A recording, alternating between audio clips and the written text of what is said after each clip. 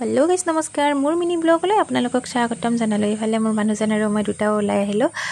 মানে আমি আগৰ পৰাই ভাবি আছিলো আমাৰ ঘৰৰ ওচৰত যেহেতু খতৰা সত্ৰ আছে তেনেকৈ যাম বুলি কিন্তু টাইম তেনেকৈ পোৱা নাছিলো সো মোৰো অফিস যেহেতু বন্ধ তেনেকৈ মই যোৱাকালি ঘৰত আহিলো এতিয়া মানে দুটাও তেনেকৈ আহিছো মন্দিৰত ৰাতিপুৱাৰ পৰা বহুত বেছি বৰষুণ দি আছিল একচুয়ালি তেনেকৈ মানে আমাৰ দেৰি হ'ল আজি অহাত তাৰ হ'লেও আৰু আহিলো তেনেকৈ তাৰ পাছত এইফালে আমি মন্দিৰ আহি পালো বহুত বেছি ধুনিয়া লাগে মন্দিৰটোত আহি বহুত বেছি মানে ভাল লাগে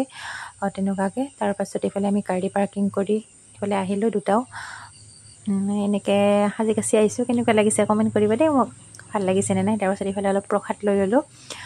লৈ মেলি ইয়াতে মানে কি হয় সন্মুখতে যেহেতু হনুমান বাবা আছে সো তাতে ধূপ চাকি জ্বলাই দিলো ভিতৰত যেহেতু চাকি ধূপ জ্বলাব নিদিয়ে মানে তাতে অকল সেৱা ল'ব পাৰি ভিতৰত মেন মণিকুটত ইয়াতে বাহিৰত ধূপ চাকিখিনি জ্বলাই তেখেতৰ চৰণত মানে সেৱা ল'লো আৰু তাৰ পাছত এইফালে বৰষুণ দি আছে যেহেতু এটা টাইলছ লগোৱা ন বহুত বেছি পিছল মানে এইটো কাৰণে অলপ লাহে আহিলো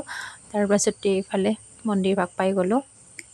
মানে ৰাজহুৱা শৰাইখন 12টা বজাত ভাঙে ন আমাৰটো 12টাৰ পাছত আহি পালো ন সেই কাৰণে অলপ লেট হৈ গল সো মানুহবোৰ গুছিয়ে গল এইফালে মন্দিৰ ভাগ তাৰ পাছত এনেকৈ আৰু বহুত বেছি ভাল লাগিছে এইফালে মন্দিৰৰ পুখুৰী